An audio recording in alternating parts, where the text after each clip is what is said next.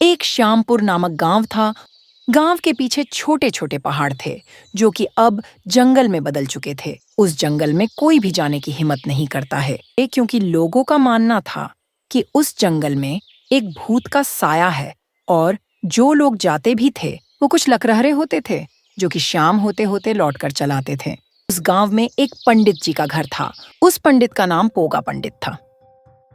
अरे सुनीता, वो निकम्मा मोहना कहाँ गया है? अरे मैं उसे जेब में लेके तोरी घूमती हूँ। बाफी के जैसा घुमक्कर पैदा हुआ है। इससे तो पूछना ही बेकार है। इतनी रात होने को आई है, अभी तक वह घर नहीं लौटा है।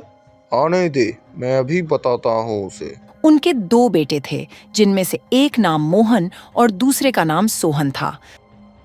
तभी मोहन आ जाता है। अरे निकम्मे की औलाद, अभी शाम होने को आई है, अभी तक तुझे घर लौट कर आया नहीं गया? शाम के 7 बजने को आए हैं, खा लेता है और चला जाता है। अरे अपने छोटे भाई से तो सीख, उसे नौकरी लग गई है, नौकरी। पंडित जी मोहन को फिर से सुनाने लगते हैं, क्योंकि मोहन की शादी हो चुकी थी और वह अभी तक बेरोजगार था।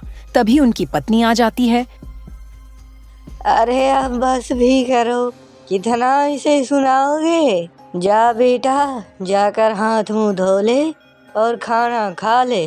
फिर मोहन उदास होकर अपने कमरे में चला जाता है। अरे सन की कहीं के, तूने उसे गुस्से में कितना ज्यादा डांट दिया। अब वो खाना भी नहीं खाएगा। जाने दे निकम्मे को, नहीं खाएगा मत खाएगा, एक दिन का राशन तो बचेगा। कुछ ही देर में सोहन भी आ जाता है। उसकी इधर ही नौकरी लगी थी। अरे सोहन, आज तो तूने बहुत देर कर दी आने में। आज मैंने तेरे लिए अपने हाथों से बादाम का उपमा बनाया है। जा हाथ मुंह धो ले, दोनों साथ मिलकर खाएंगे। फिर सोहन वहां से चला जाता है। मोहन अपने कमरे में बैठकर उनकी सारी बातें सुन रहा था। अरे ये बुड्ढा अपने आप को समझता क्या है? उसकी नौकरी लग गई तो क्या हुआ, मुझे दिन भर सुनाता रहेगा। मुझे जल्दी से जल्दी कुछ करना होगा, फिर मैं भी इस बुड्ढे को बताऊंगा। अरे एक बेटे को तो पूरा दिन डांटते रहते हो और दूसरे को चने के झाड़ पे चढ़ा रखा है। अरे तू बकैती ही करेगी कि खाना भी खिलाएगी? जा जाके खाना निकाल, यहाँ खड़े होकर लेक्चर मत दे। अगली सुबह मोहन खा पीकर जंगल की ओर टहलने जाता है। सोहन की नजर एक आदमी पड़ती है। वह आदमी जंगल की ओर मुंह करके कुछ सोच रहा था। अरे यह आदमी उस जंगल की ओर क्यों देख रहा है? मुझे लगता है यह 1-2 घंटे से उधर ही देख रहा है। मुझे जाके उससे पूछना चाहिए। फिर वह वहां से चल देता है। फिर वह उसके पास पहुंच जाता है। अरे भाई साहब, आप उस जंगल की ओर 1-2 घंटे से क्या देख रहे हैं? क्या बात है? अरे भाई साहब, क्या बताऊं, मैं यहाँ बकरियां चरा रहा था, तभी मेरे एक दोस्त ने बुला लिया और उससे गप्पे लड़ाते लड़ाते कब 1-2 घंटा बीत गया मुझे कुछ पता ही नहीं चला। और जब मैं यहाँ वापस आया तो सारी की सारी बकरियां गायब थी। मुझे तो लगता है कि सारी बकरियां जंगल में चली गई। तो फिर जाके जंगल से उन बकरियों को ले आइए। इतना सोचने की क्या बात है? अरे आपको पता नहीं, जो भी इस जंगल में रात में अकेले जाता है वो कभी भी वापस लौट कर नहीं आता। भूत? कौन सा भूत का साया इस जंगल में मंडरा रहा है? अरे आप तो ऐसे पूछ रहे हैं जैसे गांव में नए नए आए हैं। अरे भाई साहब, मुझे सच में नहीं पता कि जंगल में किसी भूत का साया मंडरा रहा है। आप मुझे बताइए ना कि किस भूत का साया मंडरा रहा है। अच्छा अच्छा, अगर आपको जानने की इच्छा है तो सुनिए।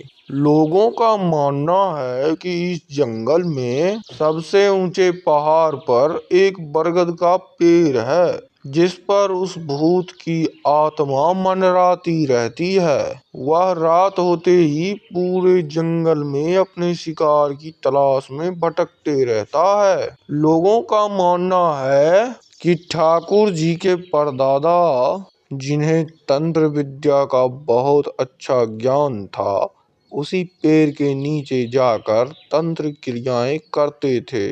कुछ दिन तंत्र क्रिया करते ही वह उस भूत को साध लेते हैं। और अब आप देख ही रहे हैं ठाकुर जी के ऐशो आराम, धन दौलत और रुपये पैसे। खैर ये सब तो सुनी सुनाई बातें ही हैं, कोई देखने तो नहीं गया है कि क्या हुआ था और क्या नहीं। आप इन सब चीजों पर ज्यादा ध्यान मत दीजिए, जाइए, रात होने को आई है, घर चले जाइए। फिर वह आदमी वहां से चला जाता है। फिर वह कुछ देर में घर में आ जाता है। अरे आ गया तू? सिर्फ खाने और हगने के लिए घर में आता है, खाना खा लेता है और पूरी दिन गायब रहता है। अरे कुछ काम नहीं मिलता तो जाके किचन में तेरी माँ की मदद भी कर दिया कर। पंडित जी उसको फिर से सुनाने लगते हैं। वह फिर से घर में चला जाता है।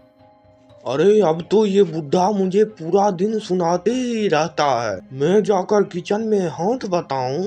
मैं औरत हूँ क्या जो किचन में जाकर हाथ बटाऊंगा? इतना ही शौक है तो खुद ही जाकर बटा दे। सोहन बार बार उसी की बातें सोच रहा था। और अब आप देख ही रहे हैं ठाकुर जी के ऐशो आराम, धन दौलत और रुपये पैसे। अगर मैं उस भूत को साध लूं तो मुझे भी असीम दौलत और संपत्ति प्राप्त हो जाएगा।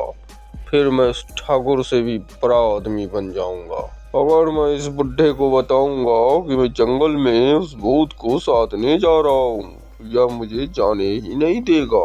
इसलिए इसको बिना बताए ही चुपचाप आज रात को निकल जाऊंगा।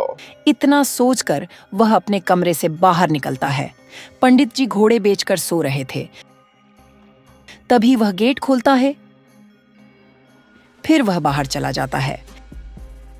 तभी उसकी नजर पड़ोस की बकरी पर पड़ती है। अरे ये तो पड़ोस की बकरी है, मैं इसे भी अपने साथ लिए चलता हूँ। कोई जानवर तंग करेगा तो उसे ही खिला दूंगा। वह उसको अपने साथ ले जाता है। कुछ ही देर में वह जंगल के मुहाने पर खड़ा होता है। अरे बाप रे बाप, ये जंगल तो बड़ा खतरनाक है। रात में तो इसमें कुछ दिखाई ही नहीं देगा। नहीं नहीं, मैं रात में इसमें नहीं जाऊंगा, नहीं तो मैं रास्ता ही भटक जाऊंगा। इसलिए मैं सुबह होने का इंतजार करता हूँ। अगली सुबह ही इस जंगल में जाऊंगा। उसको रात में जंगल में जाने की हिम्मत नहीं होती है और वह उस बकरी को बगल में बांधकर सो जाता है। अगली सुबह वह वहां से चला जाता है। अरे बुढ़े, तेरी वजह से हुई वो घर छोड़कर चला गया। अगर वो वापस नहीं आया तो फिर देख ले मैं तेरा चाल करूंगी। अरे जा रहा हूँ मेरी माँ, मैं उसे शाम तक ढूंढ कर ले आऊंगा। जाके अपना काम कर। उसे उस बरगद के पेड़ के पास पहुंचते पहुंचते शाम हो जाती है। अरे बाप रे बाप, ये बरगद का पेड़ तो काफी पुराना दिखाई पड़ता है। लगता है कई दशकों से खड़ा होगा यहाँ पर। और वह साधना शुरू करता है।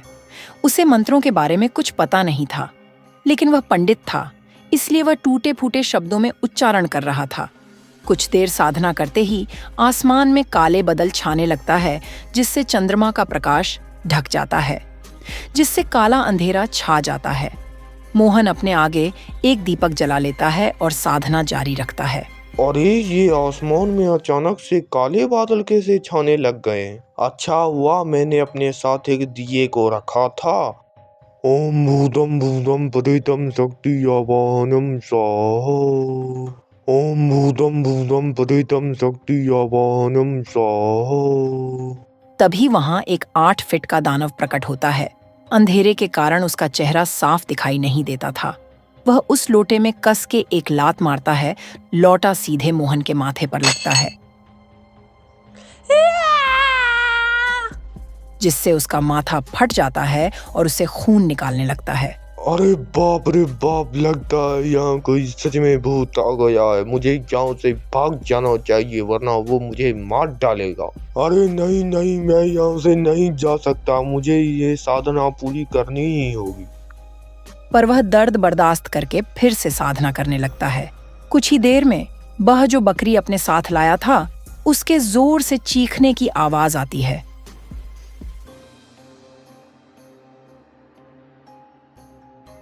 तभी वह उठकर खड़ा हो जाता है और दीपक लेकर खोजने लगता है कि आवाज कहां से आई। तभी